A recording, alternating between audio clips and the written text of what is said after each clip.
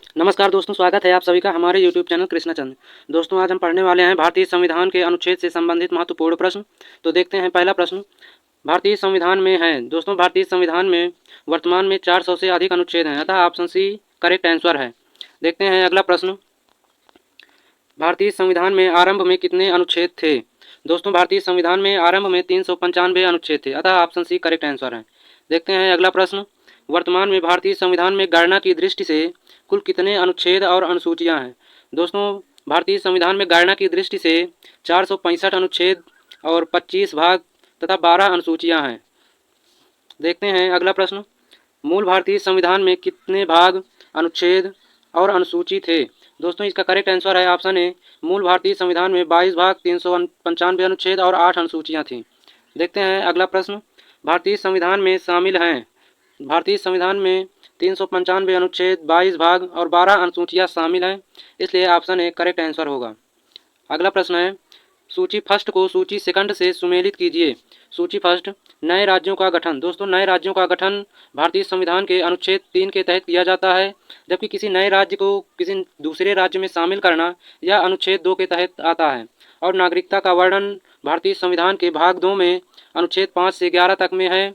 और मौलिक अधिकारों का वर्णन भारतीय संविधान के भाग 3 अनुच्छेद 12 से 35 तक में किया गया है। ऑप्शन डी, प्रशासनिक अधिकरण की स्थापना यह भारतीय संविधान का अनुच्छेद 323 का ए में वर्णित है, तो इसलिए इसका करेक्ट आंसर होगा ऑप्शन ए।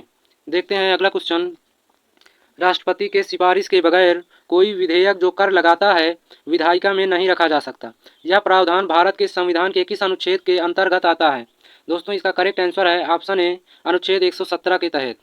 देखते हैं अगला प्रश्न। वित्त विधेयकों के बारे में विशेष उपबंध किस अनुच्छेद के अंतर्गत किया गया है? दोस्तों, इसका भी करेक्ट आंसर ऑप्शन ए, अनुच्छेद 117 है।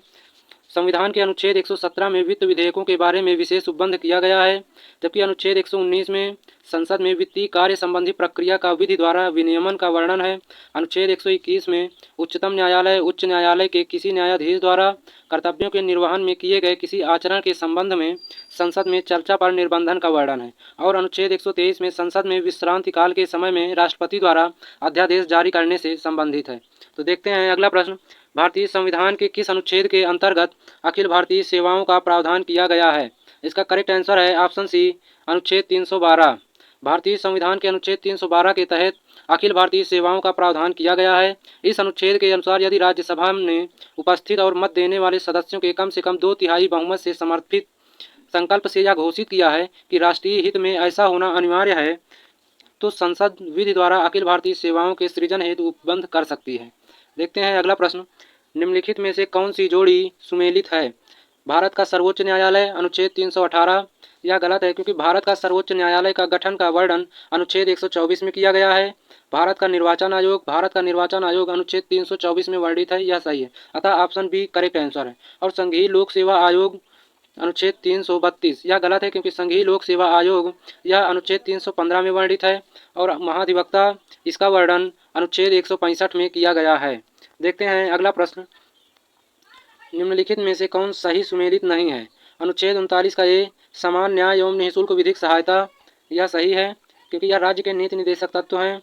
और अनुच्छेद 39 का ए में वर्णित है कि समान कार्य के लिए स्त्री और पुरुष को समान वेतन दिए जाने चाहिए। अनुच्छेद 40, ग्राम पंचायतों का गठन, यह भी सही है। अनुच्छेद 44, समान नागरिक संहिता, यह भी सही है। अनुच्छेद 48, न्यायपालिका का कार्यपालिका से पृथक्करण, यह गलत है, क्योंकि न्यायपालिका का कार्यपालिका से पृथक्करण का वर्णन अनुच्छेद 50 में किया गया है, जबकि अनुच्छेद 48 में पर्यावरण से संरक्षण से संबंधित है। देखते हैं अगला प्रश्न। सूची फर्स्ट को सूची सेकंड के साथ सुमेलित कीजिए और सूचियों के नीचे दिए गए कूट का प्रयोग करते हुए सही उत्तर का चयन कीजिए। अनुच्छेद 124 संघीय न्यायपालिका से संबंधित है। अनुच्छेद 5 नागरिकता से संबंधित है। अनुच्छेद 352 आपातकालीन प्रावधान से संबंधित है। अनुच्छेद 245 विधायी शक्तियों से संबंधित है। दोस्तों, इसका सभी सुमेलित सही है, अतः इसका करेक्ट आंसर ऑप्शन ए होगा। देखते हैं अगला प्रश्न। सूची फर्स्ट को सूची सेकंड से सुमेलित कीजिए और सूचियों के नीचे दिए गए कूट की सहायता से सही उत्तर का चयन कीजिए। अनुच्छेद 14, दोस्तों अनुच्छेद 14 से 18 तक में समानता का अधिकार का वर्णन किया गया है। और अनुच्छेद 36 अनुच्छेद 36 में नीति निर्देशक तत्व हैं जो 36 से 51 तक में वर्णित हैं और भाग 4 में हैं। अनुच्छेद 74 के अंतर्गत मंत्रिपरिषद है। अनुच्छेद 368 के अंतर्गत संविधान संशोधन की प्रक्रिया है। तो इसका करेक्ट आंसर होगा ऑप्शन डी। देखते हैं अगला प्रश्न। सूची फर्स्ट को सूची सेकंड के साथ सुमेलित कीजिए तथा सूचियों के नीचे दिए गए कूटों का उपयोग करते हुए अपना सही उत्तर चुनिए। सूची फर्स्ट, विधानतः नए राज्य को शामिल करना। दोस्तों, नए राज्यों को शामिल करना अनुच्छेद 2 के तहत आता है। समता का अधिकार अनुच्छेद 14 के तहत आता है। गिरफ्तारी और निरोध से संरक्षण यह अनुच्छेद 22 में वर्णित है। राष्ट्रपति का विधेयक को अनुमति देने का अधिकार यह अनुच्छेद 111 में वर्णित है। अतः इसका करेक्ट आंसर होगा ऑप्शन बी। देखते हैं अगला प्रश्न। सूची फर्स्ट को सूची सेकंड से सुमेलित कीजिए तथा सूचियों के नीचे दिए गए कूट का प्रयोग कर सही उत्तर चुनिए। अनुच्छेद 54 में भारत के राष्ट्रपति का निर्वाचन का वर्णन किया गया है। अनुच्छेद 75 में प्रधानमंत्री और मंत्रिपरिषद की नियुक्ति से संबंध है। अनुच्छेद 155 राज्य के राज्यपाल की नियुक्ति का वर्णन है और अनुच्छेद 164 में राज्य के मुख्यमंत्री और मंत्रिपरिषद की नियुक्ति का वर्णन किया गया है। राज्य विधानसभाओं की संरचना का वर्णन अनुच्छेद 170 में किया गया है। अतः इसका करेक्ट आंसर होगा ऑप्शन ए। देखते हैं अगला प्रश्न। सूची फर्स्ट को सूची सेकंड से सुमेलित कीजिए। अनुच्छेद 61 में राष्ट्रपति पर महाभियोग लगाने का प्रावधान है। अनुच्छेद 67 का ख यह उपराष्ट्रपति को हटाने से संबंधित है। अनुच्छेद 94 स्पीकर को हटाना अनुच्छेद 94 में वर्णित है और अनुच्छेद 90 में राज्यसभा के उपसभापति को हटाना, इन सब कार्यों का वर्णन किया गया है। तो इसका करेक्ट आंसर होगा ऑप्शन सी। देखते हैं अगला प्रश्न। सूची फर्स्ट को सूची सेकंड से सुमेलित कीजिए। अनुच्छेद 323 का ए में प्रशासनिक अधिकरण की व्यवस्था की गई है। अनुच्छेद 324 निर्वाचन से संबंधित है जो भाग 15 में है। अनुच्छेद 330 में लोकसभा के लिए अनुसूचित जाति व अनुसूचित जनजाति के सदस्यों का आरक्षण से संबंधित है। अनुच्छेद 320 में लोक सेवा आयोगों के कार्य का वर्णन किया गया है। अतः इसका करेक्ट आंसर है ऑप्शन सी। देखते हैं अगला प्रश्न। सूची फर्स्ट को सूची सेकंड से सुमेलित कीजिए। संवैधानिक संशोधन। दोस्तों, संवैधानिक संशोधन का वर्णन अनुच्छेद 368 में किया गया है। वित्त आयोग का वर्णन अनुच्छेद 280 में है और वित्तीय आपातकाल की व्यवस्था अनुच्छेद 360 में किया गया है। अखिल भारतीय सेवाओं का वर्णन अनुच्छेद 312 में है। इसका करेक्ट आंसर होगा ऑप्शन बी। देखते हैं अगला प्रश्न। सूची फर्स्ट को सूची सेकंड से सुमेलित कीजिए। भारत का नियंत्रक एवं महालेखा परीक्षक अनुच्छेद 148 के अंतर्गत है। वित्त आयोग अनुच्छेद 280 के अंतर्गत। प्रशासनिक अधिकरण अनुच्छेद 323 का ए। संघ लोक सेवा आयोग का वर्णन अनुच्छेद 315 के अंतर्गत है। अतः इसका करेक्ट आंसर होगा ऑप्शन ए। देखते हैं अगला प्रश्न। निम्नलिखित युग्मों में से कौन सा एक सही सुमेलित नहीं है?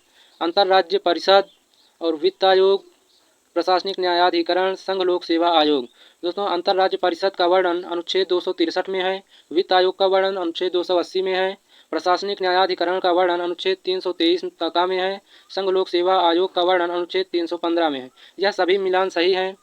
अतः इसका सभी मिलान सही हैं, जबकि उत्तर प्रदेश लोक सेवा आयोग ने इस प्रश्न का उत्तर विकल्प सी माना है, जो कि त्रुटिपूर्ण है। अतः यह प्रश्न मूल्यांकन से बाहर किए जाने योग्य है। देखते हैं अगला प्रश्न। निम्नलिखित में से किसका सुमेल सही है? अनुच्छेद 17 में न्याय के समक्ष समानता का वर्णन है। अनुच्छेद 78 के तहत संसद का गठन। अनुच्छेद 192 संसद सदस्यों के वेतन एवं भत्ते। अनुच्छेद 352 आपात स्थिति की घोषणा। दोस्तों, इसमें करेक्ट आंसर है ऑप्शन डी, अनुच्छेद 352 आपात स्थिति की घोषणा। अनुच्छेद 352 में आपात स्थिति की घोषणा का उल्लेख है। अन्य अनुच्छेदों के सही प्रावधान इस प्रकार हैं। अनुच्छेद 17 अस्पृश्यता का अंत। अनुच्छेद 78 राष्ट्रपति को जानकारी देने के संबंध में प्रधानमंत्री के कर्तव्य। अनुच्छेद 192 राज्य विधानमंडल के सदस्यों के निरर्हताओं से संबंधित प्रश्नों पर विनिश्चय। तो देखते हैं अगला प्रश्न। सूची फर्स्ट को सूची सेकंड से सुमेलित कीजिए। अनुच्छेद 215। दोस्तों, अनुच्छेद 215 के अंतर्गत उच्च न्यायालय का अभिलेख न्यायालय होना, यह अनुच्छेद 215 में वर्णित है। अनुच्छेद 222 के तहत किसी न्यायाधीश का एक उच्च न्यायालय से दूसरे उच्च न्यायालय में अंतरण, यह अनुच्छेद 222 में वर्णित है। अनुच्छेद 226 में कुछ विशेष रिट निकालने की उच्च न्यायालय की शक्ति का वर्णन है और अनुच्छेद 227 में सभी न्यायालयों के अधीक्षण की शक्ति का वर्णन किया गया है। अतः इसका करेक्ट आंसर होगा ऑप्शन ए। देखते हैं अगला प्रश्न। भारतीय संविधान के किस अनुच्छेद में केंद्र शासित प्रदेशों के लिए उच्च न्यायालय का प्रावधान किया गया है? इसका करेक्ट आंसर है ऑप्शन बी, अनुच्छेद 241। भारतीय संविधान के भाग 8 में संघ राज्य क्षेत्रों, केंद्र शासित प्रदेशों के बारे में निम्नलिखित प्रमुख उपबंध हैं।